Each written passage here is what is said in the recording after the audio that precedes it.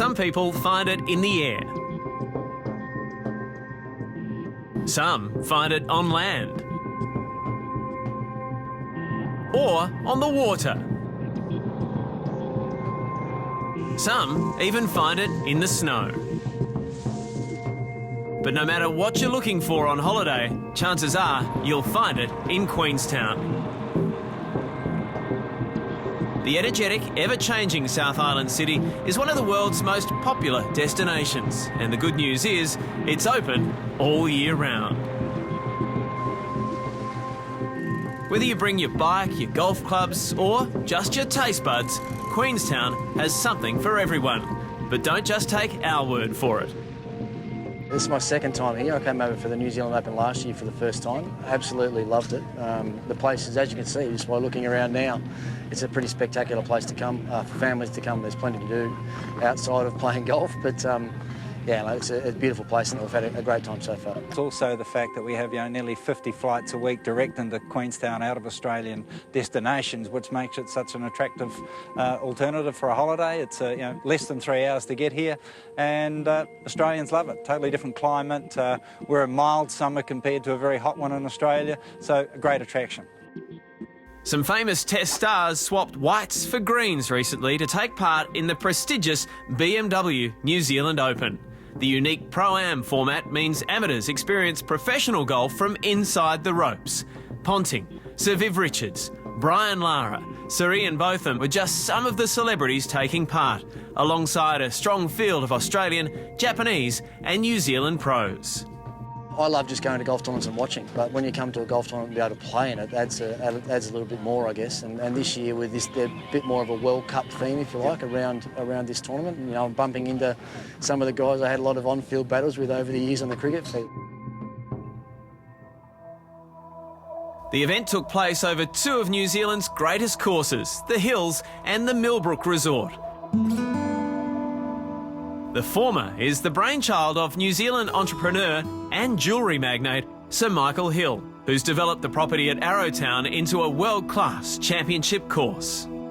Millbrook, meanwhile, is set amid 200 hectares and offers stunning mountain views. It has 27 holes, 4 exceptional restaurants and luxury accommodation. If you want to come to a golf destination, you'd be far stretched to find anywhere better than Queenstown, and that's coming from a pretty parochial Aussie. So, no, the place is spectacular. The golf courses are great, and the people that you run into and you interact with while you're here in Queenstown are some of the nicest people you'll ever meet. As punters already found out, New Zealand is truly a golfer's paradise, with world-renowned courses that are accessible, challenging and affordable.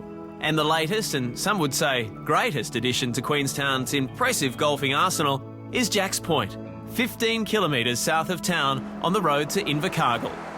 The golf side of things in this whole region is just developing every year on year, and the growth itself, we've got the 3 great courses here in Queenstown itself with Millbrook, the Hills and Jack's Point, alongside Kelvin Heights, Arrowtown, Cromwell and Wanaka, so it's a great golfing opportunity. The courses here, of course, in the Wakatipu Basin are all within 30 minutes drive. Built on high country farmland, framed by the Remarkables mountain range and overlooking Lake Wakatipu, Jack's Point has earned rave reviews since it opened in 2008. Designer John Darby has kept as much of the natural land as possible, giving the course a truly authentic feel. The course stretches to 6,388 metres, but with 4 different tee boxes, it's accessible for golfers of all standards. Impeccable fairways, huge undulating greens, tussock-dominated marshlands, deep rough and dry stacked stone walls are all part of the Jack's Point journey. All the courses in the area are fabulous, all right? They offer something unique and different, but Jack's Point on its own is incredibly rugged. I mean, there's very few parts of the world where you'll get mountains as dramatic as those behind me at the moment with the Remarkables, and then Lake Wakatipu, which is the deepest lake in New Zealand, and the colours and the reflections you get off the mountains are just amazing. So consequently, that's all embraced here at Jack's Point. Ask the members which hole is best and you'll get half a dozen different suggestions. This course has more signatures than a petition. The 5th is a classic dogleg that rewards aggression off the tee. This is the shortest of the 4 par 5s at Jack's Point at 467 metres, but you'll still need to control your ball flight to hit the green in 2. The small, gently sloping green sitting on the edge of Lake Wakatipu is breathtakingly beautiful. 6 is a world-class drivable par 4 along the edge of the lake, which asks the question of how aggressive you want to be from the tee. Find the fairway and you'll be faced with a relatively straightforward approach to a generous green. But beware the native Matakari at the back. The 7th is just a wonderful downhill par 3, around about 130 odd metres. Varies depending on the local breeze of the day. It's just a wonderful, wonderful golf hole. The 8th is a strong par 5 with a huge chunk of fairway missing on the left-hand side, waiting to gobble up anything wayward. Only the longest hitter will make the green in 2, with plenty of open space available up the right for the more conservative approach to the green, which is thin and undulating. The 11th is possibly the most photographed hole on the course. It's a par 3 that runs left to right as you look at it from the tee, but you'll most likely be looking at Cecil Peak and the lake behind the green.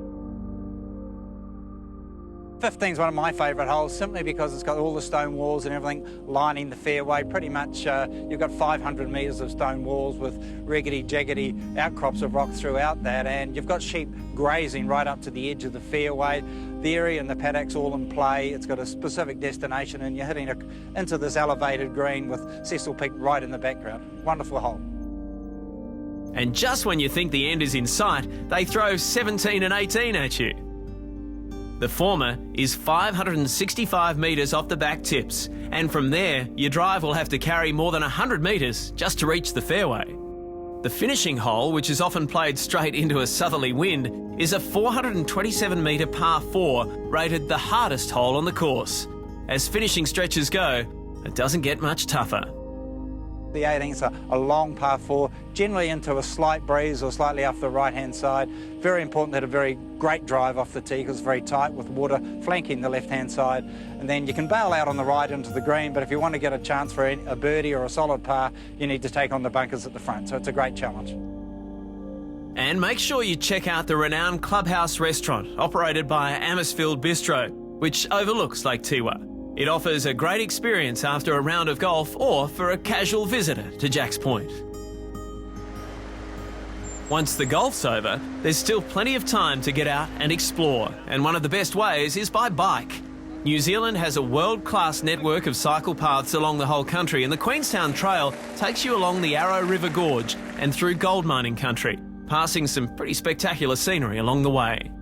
And once you've finished your ride, what better way to round off the day with some sightseeing and craft ale in historic Arrowtown. Well, I'm actually looking around for a house. I want to come back and spend some more time here.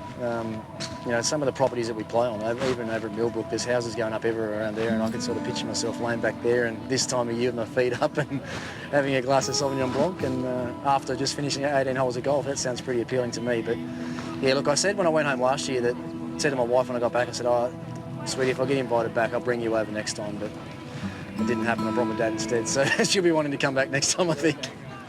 So whether it's for the greens, the whites or the reds, come to Queenstown, where the glass is always half full.